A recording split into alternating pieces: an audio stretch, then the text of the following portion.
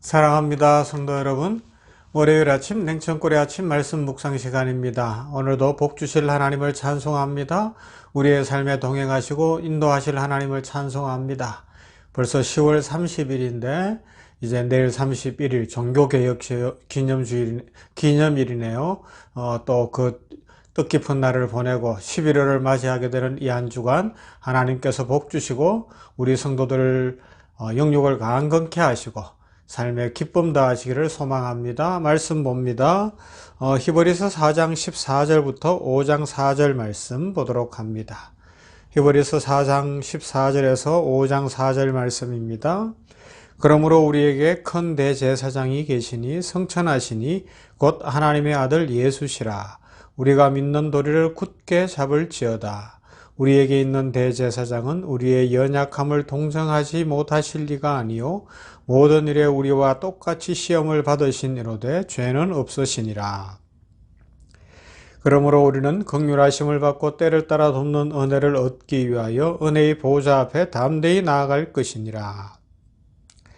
대제사장마다 사람 가운데서 택한 자이므로 하나님께 속한 일에 사람을 위하여 예물과 속죄하는 제사를 드리게 하나니 그가 무식하고 미혹된 자를 능히 용납할 수 있는 것은 자기도 연약에 휩싸여 있음이라. 그러므로 백성을 위하여 속죄제를 드림과 같이 또한 자신을 위하여도 드리는 것이 마땅하니라. 이 종교는 아무도 스스로 취하지 못하고 오직 아론과 같이 하나님의 부르심을 받은 자라야 할 것이니라. 아멘.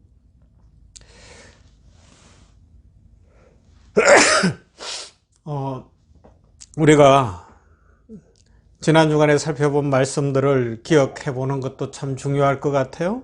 출애굽한 이스라엘 백성들은 하나님이 펼치신 모든 권능을 보았습니다.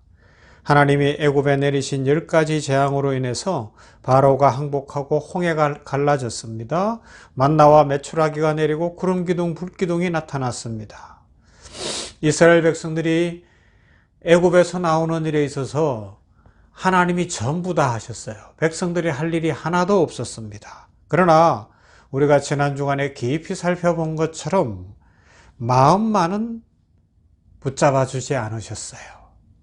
그 일은 우리들어 해보라고 하십니다. 마음을 지키는 것, 믿음을 지키는 것, 순종하는 것, 그건 너희가 알아서 해보라고 말씀합니다.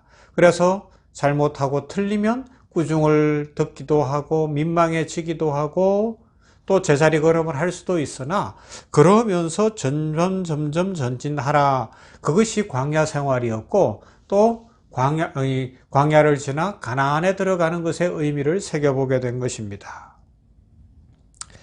이런 삶에 대해서 갈라디아서에 가면 아주 중요한 말씀이 나오는데 갈라디아서 5장 16절부터 23절 말씀 보면 유명한 대조가 있어요.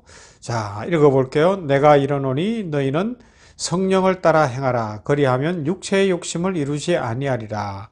육체의 소욕은 성령을 거스르고 성령은 육체를 거스르나니 이 둘이 서로 대적하므로 너희가 원하는 것을 하지 못하게 하려 함이니라. 너희가 만일 성령의 인도하시는 바가 되면 율법 아래에 있지 아니하리라. 육체의 일은 분명하니 곧 음행과 더러운 것과 호색과 우상숭배와 주술과 원수 맺는 것과 분쟁과 시기와 분냄과 당짓는 것과 분열함과 이단과 투기와 술취함과 방탕함과 또 그와 같은 것들이라. 전에 너희에게 경계한 것 같이 경계하노니 이런 일을 하는 자들은 하나님의 나라를 유업으로 받지 못할 것이요 오직 성령의 열매는 사랑과 희락과 화평과 오래 참음과 자비와 양성과 충성과 온유와 절제니 이 같은 것을 금지할 법이 없느니라. 아멘.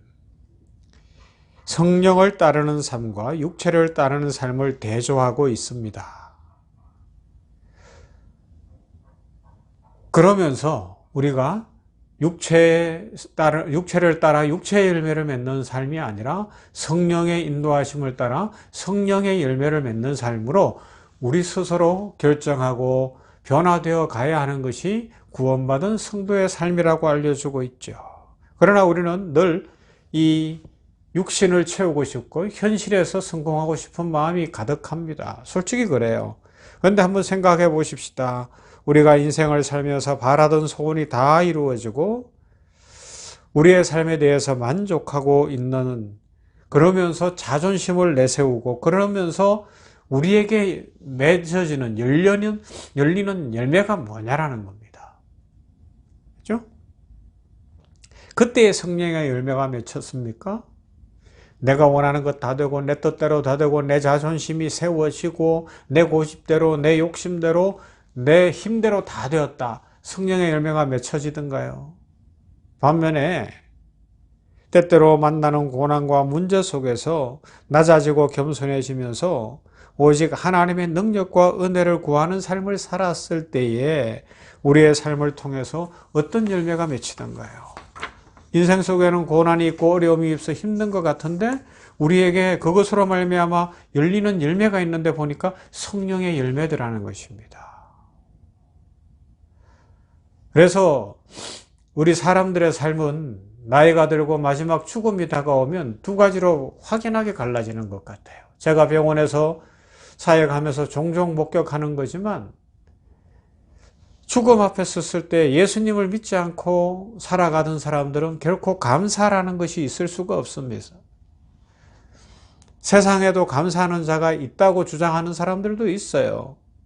그런데 조금 더 깊이 들어가서 가족들에게 그동안 고생했어, 나와 함께 살아줘서 고마워, 내 자녀라서 고마워, 이 정도 말은 할 수 있는데 그들 중심에 있는 그 말의 내면의 깊이를 들여다보면 진정한 감사라기보다는 체념일 때가 많다는 걸 발견하게 되는 거예요. 체념.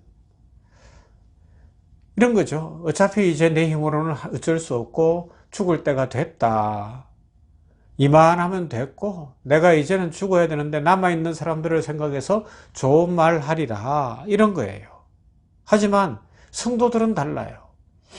죽음 앞에 섰을 때 살아온 인생과 나이와 모든 것과 상관없이 하나님이 지금껏 나를 통하여 무슨 일을 하셨는지, 심지어는 고난 가운데 있고 이 질병 가운데서 죽음을 맞이하는 상황에서도 이것을 통하여서 일하고 계시는 하나님을 만나고 나를 위하여 신랑 되신 예수님이 오신 것을 보고 있기 때문에 진짜 감사를 하는 것을 볼 수가 있습니다. 무엇보다도 하나님께서 예수님을 믿게 하시고 나를 상상할 수 없는 존재로 만들고 계셨다. 나를 통하여 하나님의 놀라운 구원의 은혜가 펼쳐지고 있었다. 이것이 깨달아지면서 하나님, 나 같은 죄인을 살려주셨군요.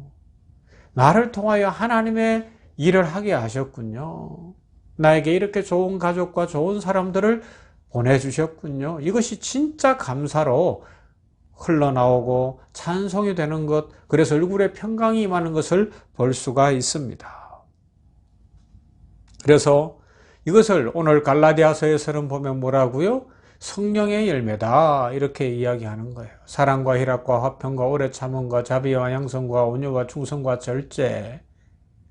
이것이 어떤 조건이 아니라 예수님 안에 있을 때에 대제사장 되신, 오늘 본문에 있는 내용 그대로죠. 대제사장이신 예수 그리스도, 아론의 반차를 쫓는 인간 대제사장은 하나님 앞에 나아갈 때 자기 자신을 위해서도 제사를 드리고 예물을 드리고 정결하게 하고 들어가야 하나, 참 대제사장이신 예수 그리스도, 그분이 앞에서 살펴본 대로 하나님의 말씀은 좌우에 날선 어떤 칼보다도 더 예리하여서 심령과 골수와 관절과 골수를 다 찔러 쪼개며 우리 속에 있는 걸 다 드러내고 다 보지만, 그럼에도 불구하고 대제사장이신 예수님이 계시니 너는 죄 없다, 너는 내 아들이다, 내가 너를 사랑하고 용서한다 말씀하신다는 것입니다. 예수 안에서 맺히는 성령의 열매는 정말 값진 것들입니다. 그래서 모든 걸 잃어버릴지라도 이것만은 우리는 빼앗길 수가 없습니다. 그런데 사탄은 밤낮 없이 이것을 두고 우리들에게 타협하라고 합니다. 때로는 위협도 하고 미혹하기도 합니다. 그것이 바로 고난으로 다가오죠. 하나님이 여기에 타협하지 말라고 하지만 막상 거룩한 소원을 품고 순종하려고 들면 고난이 덮칠 때가 있어요. 그래서 우리 마음에 왜 내가 잘하려고 할 때마다 더 어려운가? 그렇다고 누구나 인정해주는 세상 길로 가면 왜 그 결과가 예수 믿는 사람답지 않은가? 이런 갈등인 거죠. 순종하려면 결국 육체의 일과 성령의 열매 중에 나는 어느 쪽에 속해야 하는지 깨닫고 항복해야 합니다. 이것을 믿음이라고 이야기하고 순종이라고 다르게 표현할 수가 있습니다. 믿음의 삶을 사는 것이 우리의 욕망으로는 이룰 수 없어요. 그러나 우리의 삶의 끝에서 하나님의 원하시는 사람으로 완성될 그날을 바라보는 것이 믿음의 삶이고 성도의 특권입니다. 그러므로 오늘도 말씀을 붙들고 전도하며 주님의 길을 묵묵히 따라가는 복된 제자들 다 될 수 있기를 바랍니다. 이 믿음의 길을 끝까지 한번 걸어가 보십시다. 그리고 이 믿음의 길을 걸어가면서 우리는 연약하고 부족하지만 복 주실 주님 바라보며 전도하십시다. 그렇게 할 때 놀라운 하나님의 은혜와 축복을 누리게 될 줄로 믿습니다. 이런 은혜가 넘치기를 주님의 이름으로 축원합니다. 사랑과 은혜가 풍성하신 하나님 감사합니다. 오늘 이 아침에 하나님의 은혜 가운데 한날을 시작하며 냉천꿀의 아침 말씀 묵상으로 새 날을 엽니다. 히브리서 말씀 우리에게 한 대제사장이 계시다는 것을 기억하니 너무너무 은혜가 됩니다. 갈라디아서 말씀처럼 우리는 육체의 욕심을 따라 육체의 열매를 맺을 수밖에 없는 존재이나 우리에게 영원한 대제사장 예수 그리스도가 계시기에 하나님의 자녀가 되고 성령의 사람이 되어 사랑과 희락과 화평과 오래 참음과 온유와 양성과 충성과 절제와 같은 이 열매, 성령의 열매 맺을 수 있도록 복 주셨으니 감사합니다. 아버지 하나님이여, 이 자리가 얼마나 귀한 자리인 것을 깨닫고 오늘도 성령의 열매를 맺으며 예수님의 제자의 삶을 잘 살아가게 하여 주시옵소서. 우리가 이 믿음으로 살아가려고 할 때 때로는 고난이 다가오기도 하고 마귀는 늘 고난 앞에서 타협하라고 하고 세상의 어떤 것들로 미혹하지만 그러나 우리는 우리의 구주이신 예수 그리스도를 꼭 붙들고 십자가 바라보며 믿음의 삶 살게 하여 주시옵소서. 하나님 감사합니다. 이 한 주간을 올려드립니다. 축복하여 주시고 이 10월을 잘 마무리하게 하여 주시고 11월을 기쁨으로 시작할 수 있도록 은혜 더하시며 우리 성도들 한 사람 한 사람 간절한 기도의 소원을 이루어 주시며 이제 한두 달여 남은 이 한 해에 축복이 넘쳐서 감사와 기쁨과 찬송 넘치도록 복을 내려 주시옵소서. 가정마다 복을 주시고 우리 교회에 복을 주시며 우리 효산의료자단 생명원 공동체 축복하여 주시고 나라와 민족과 세계 열방 가운데 오늘도 성령의 열매가 맺히도록 우리 성도들에게 축복하옵소서. 예수님 이름으로 기도하옵나이다. 아멘.